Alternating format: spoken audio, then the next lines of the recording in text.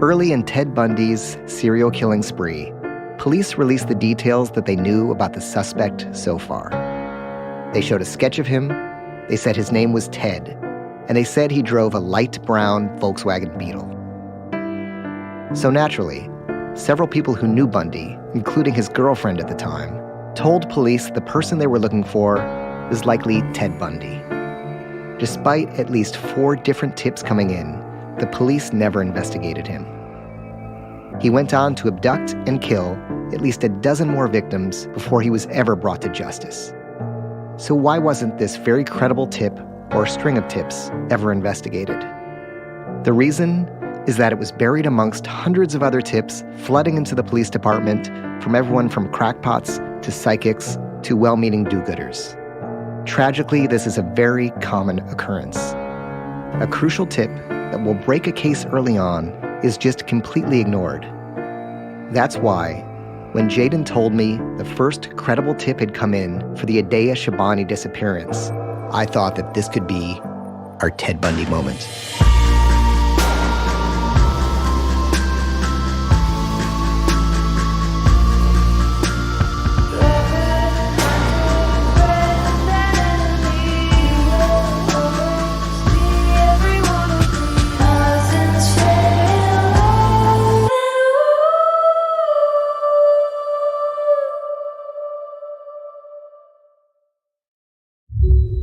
Chapter 3, Red Candles.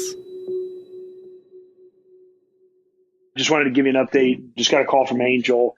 He got a call from a guy, anonymous, didn't leave a name, saying that he saw Adea and she was being put into the bed of a pickup truck out in front of her apartment, and then the truck took off and drove southbound toward Hollywood Boulevard.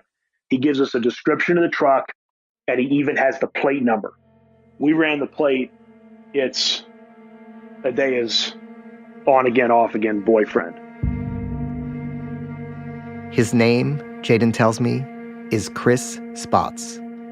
I mean, he's another, acting student, and now he's like a, out-of-work actor. You still have my money. I want the procedure. I've seen all I need to see, heard all I need to hear. Apparently, Chris is a senior student at the Stella Adler Academy of Acting, and Adea was dating him in secret. His name doesn't appear in the press about the case, and it's nowhere on Adea's Instagram or social media. Obviously, it's essential to know just who this guy is, why his relationship with Adea has been kept a secret, and more importantly, where he is. I check in with Angel, Adea's boss at the mobile hookah lounge, who received the original tip. Tell me about the anonymous call for a second. Yeah, I get an anonymous call. It was a private number. The guy says that, he saw what fit the description perfectly of Chris throwing her into his truck, and he said into the bed of the truck. And he described the truck, which later turned out to be Chris's truck. He also gave us the license plate, which again later turned out to be Chris's truck. And he said that she looked a little dizzy or dazed or as if she's been drugged. Angel tells me that he already informed the police about the anonymous call and sent them to Chris's address. And I called the cops immediately and I said, I just got an anonymous tip. This is what it was. This is the address that I have on file for this guy. Maybe she's held up there, or we believe that she's held up there. And it was in Studio City. The cops, I think it was like 2 minutes or something like that, and they were on it. They responded and they were there, and it was like maybe 6 or 7 cop cars that came out. They went up to the building, and so we were waiting downstairs. So you can imagine just the emotions that were running through our head. We thought we felt like we got it. It's just a matter of time of the cops coming down with him in handcuffs and her, coming down with her walking down. I remember even we heard like a wrestle, and like somebody was shouting or yelling, and all of us, of course, like our hearts dropped. But at that point, we figured out it was just people in the parking lot, and the cops came down and they said, "This is not where he lives. There's an Asian couple that lives here." Angel goes on to tell me that he's going to track down more possible addresses for Chris. Meanwhile, Jaden's gone ahead and put out an alert on Chris's license plate number. In case you didn't know, your license plate is basically being read and recorded on a regular basis. And police, private investigators, and way too many other professionals can find out exactly where your car has been for as far back as you can possibly imagine. So while Jaden tracks down Chris, I investigate this guy further. To start with, I speak to one of Adea's closest friends from acting school, and supposedly the last person to have spoken with Adea, Christian. Note that although the names are very similar, Christian is obviously a very different person than Chris Spots, Adea's boyfriend. I guess the first thing is how far back do you and Adea go? I've met her on October of 2016 when we started school. We go to the same school. So basically, yeah, like she became my family here. Yeah.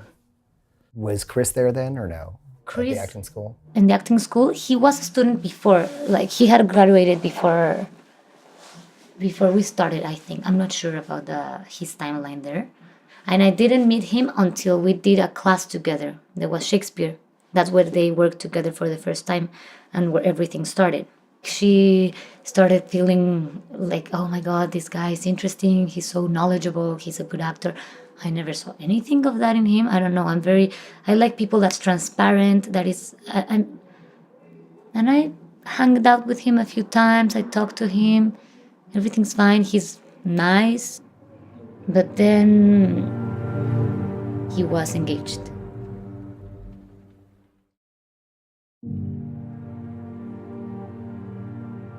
Obviously, I did not agree at all with the circumstance. I'm like, you're crazy. How can you trust somebody that's engaged, even though whatever they're telling?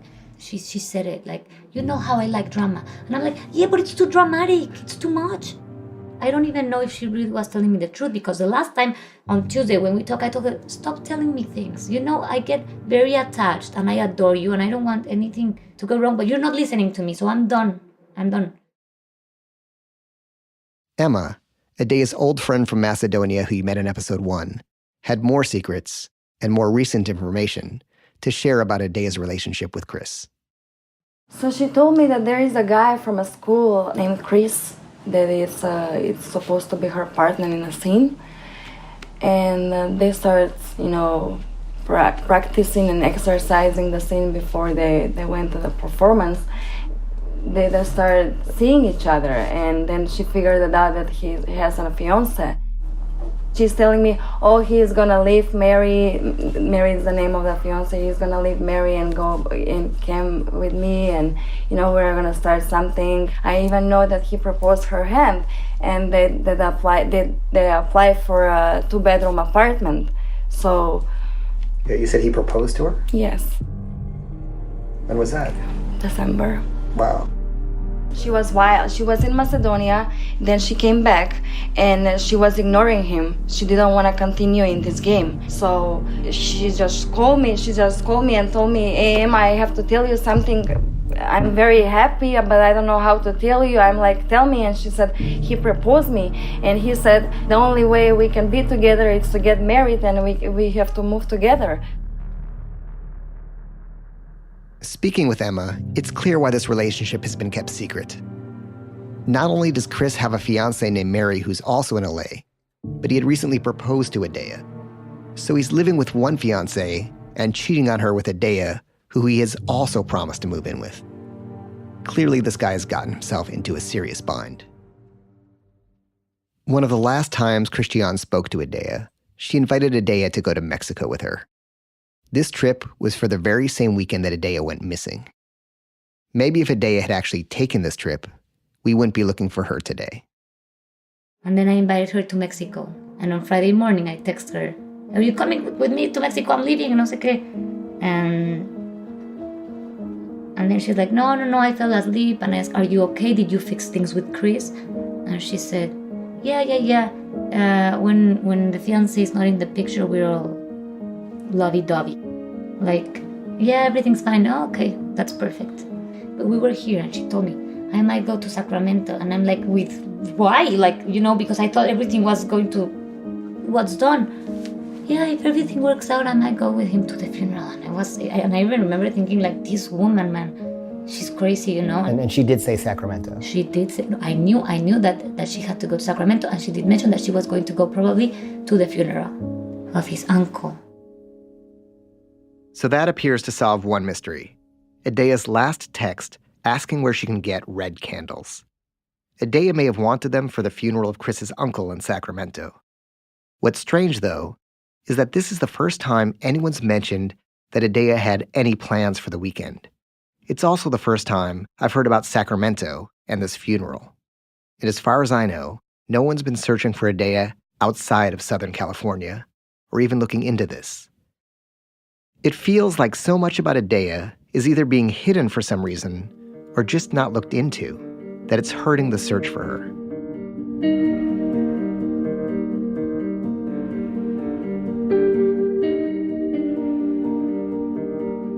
They hit the sidewalk this evening here in Hollywood, getting the word out about Adea Shabani. I don't know what to think. I just want to find her. The 25-year-old actress left her apartment here at the Duet on Wilcox in Hollywood, and no one has seen her since, which is out of character. This is not her. This is not her. Something is going on with her. We don't know where she is. It's just so sad. We just hoping she's alive. Shabani, who is a frequent user of social media, has been off the grid. We tried calling her, messaging her, emailing her, Facebooking her, Instagramming her, every way. Nothing. And the last text on that day that she disappeared, it had to deal with red candles. Not a hint at all that she might be in trouble. Again, Adea's friend, Christian. When she didn't come to school, for me it was like, nah, something is really, really, really wrong. I was very nervous. And I never thought it would come this far, this long time, and I don't know. I don't know if it was you or not, somebody had called Chris afterward. It wasn't you, was it? I texted him on Sunday. Okay, and what was the response? He responded, do you want me to read them exactly like they were? So I texted him, hi Chris, just like that, on his WhatsApp and on Facebook. And he answered 1 hour after. Hey Christian, I spoke to Marco briefly as I was on my way to church. I haven't spoke with Adea since Friday morning. And then I said, oh my God, Chris, we can't find her anywhere. I'm so scared. What was the last thing she told you, or at what time you spoke with her? We are going to the police, her mom told me, because they are all very worried and no one has any information since Friday. Please, if she contacts you anyway, let me know. We are all freaking out. This is not normal of Adea. And then 1 hour after, I just talked with Emma. I can't believe no one has saw her. We fought on Friday. The last thing she told me was that I would never see her again.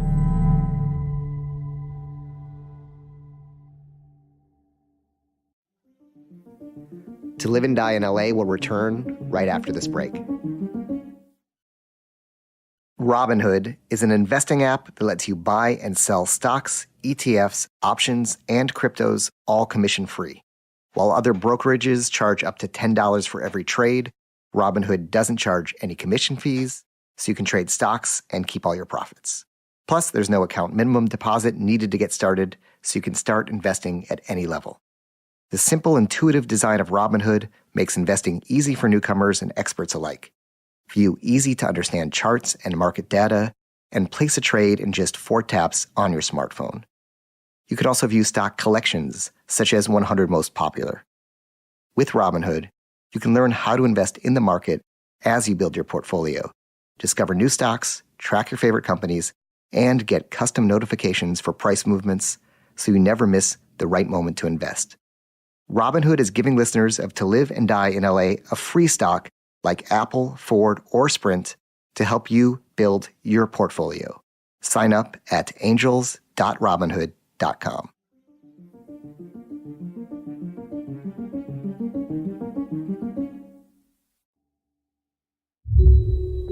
Chapter 4. Follow the Lie. We ping the boyfriend's phone and the boyfriend's fiance's phone, what we think are the phones. He has a truck. She's got like a little SUV, the other girlfriend or the fiance. So I put a alert on them for both of those cars for the plate readers, and we actually got a hit on hers. So we went, and it was like in a parking lot of a hotel, you know, and they had in fact checked in there. And so we got a bunch of surveillance video from them there. And again, just acting so weird, like coming in and then he would leave in one car and then he would go back and he would leave in another car. So I guess my main question is, considering that this guy was the last person seen with her and he's like behaving super suspiciously, why are they not arresting him or taking him in for questioning? I mean, that's a good question. He checked into the hotel. He was right there. We were on him. LAPD is working it, but they told us to lay off him.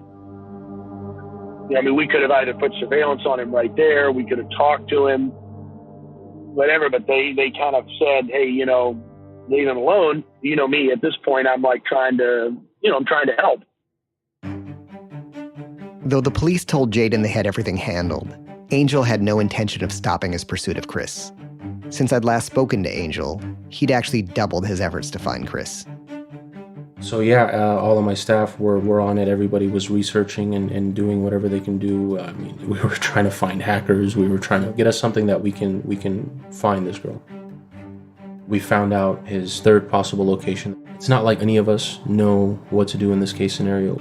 You know, we were jumping in, you know, over fences. We were, you know, going through garages or whatever it is just to kind of search the garage. And which at that point we had found out about Chris's fiance, which was a nurse. Right away, I started suspecting that the nurse probably has something to do with it. She has access to medication. She knows what to give someone if they were gonna, you know, put them into like a induced coma. She would know what to do.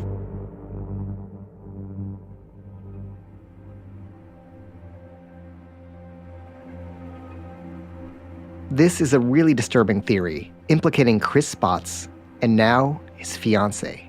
And it all hinges on this one tip. There's a lot I need to follow up on right now. I have to find out exactly where this funeral in Sacramento took place and if Chris and Adea were actually there. And I also need to get prepared to reach out directly to Chris. But the first thing I need to do right now is what I criticized police for not doing in the Ted Bundy situation. I'm going to look deeper into this very incriminating tip, but I'm also going to try to find the actual tipster and get the full story for myself firsthand. Based on my conversation with Angel and just kind of limited knowledge of that situation over there at the apartment, I have kind of an idea of who it might be. Eventually, Jaden gives me the name and the address of the person who he believes left the tip, but under strictest confidentiality and the promise not to use his name or reveal his identity.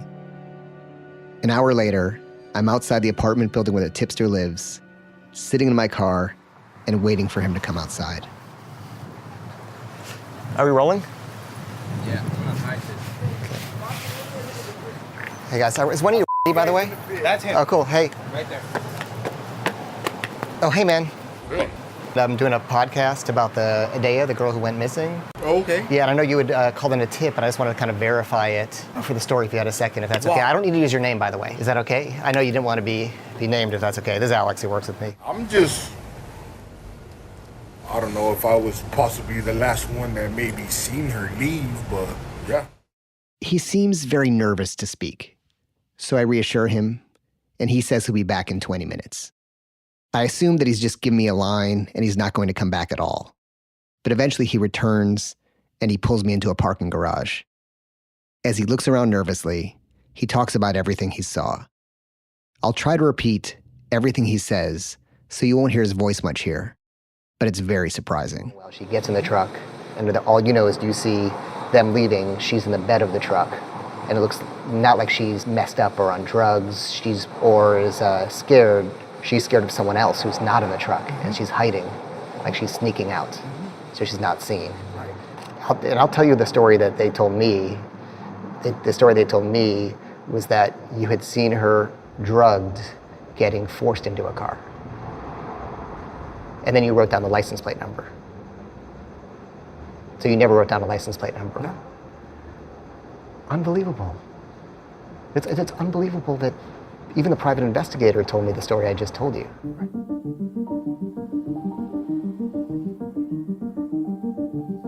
I'm going to quote exactly what the tipster says next. Within 2 hours, he continues, the hookah people were out here in front looking for her, saying that she went missing and they wanted to get into her apartment. When I would replay it back in my head, her, the way she looked, like she was scared looking for something, it was as if she was trying to get away from the hookah people. By the hookah people, he actually means Angel. After that, he continues, I never wanted to associate with the Armenian Suge Knight, because that's what we used to call him. Because to me, he just weirded me out. So I met with he pulled me aside and we talked for about a good half hour. Really? His story was very different than what you and Angel had told me. Basically what he said was he saw her exiting the building in the back of the truck, but not drugged or pushed into there. She was leaving the parking garage in the truck as if she was hiding from someone else. Then he said 2 hours later, the hookah guy, as he put it, this guy showed up saying Adea is missing and we need her computer. Kind of weird. Very weird. Well, he's scared of Angel. He calls him the Armenian Suge Knight. He's I avoided that guy every time I could. He's very scary to me. The Armenian Suge Knight. Yeah. I like that. That's pretty funny. Yeah.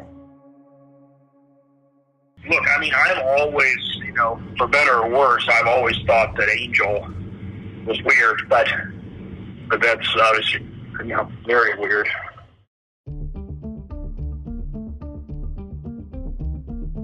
There's a simple tactic I've learned from years of reporting. Follow the lie. And so far, Angel is the only person who's apparently lied to me. What's even stranger is that Adea's computer in her apartment was used after she disappeared. And who was it that was trying to get into her apartment to access that computer? Angel. Coming up on the next episode of To Live and Die in LA. Clear your name with me. Forget the police. Convince me that you had nothing to do with it. And I'll go back to the family if that's truly what you're worried about. How do you think it looks? I'm here so that you can convince me so that I can tell them this guy didn't have anything to do with it. Because you look like a nice guy, you're just a regular guy. You're not going around and killing people.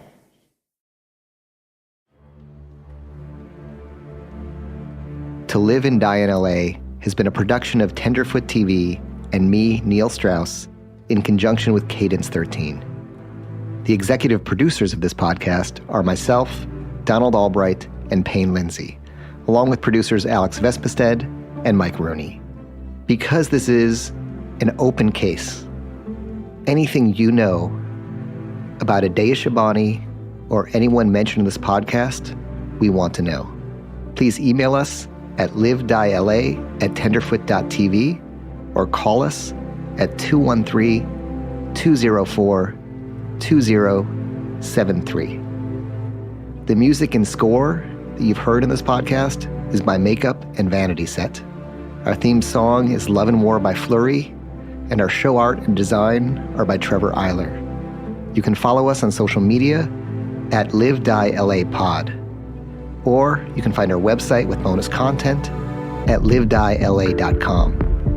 I want to extend a special thanks to Brian Fishback, to Rich Berner, Kevin Richter, Station 16, Oren Rosenbaum at UTA, Eric Lynn at Shangri-La, and the Nord Group.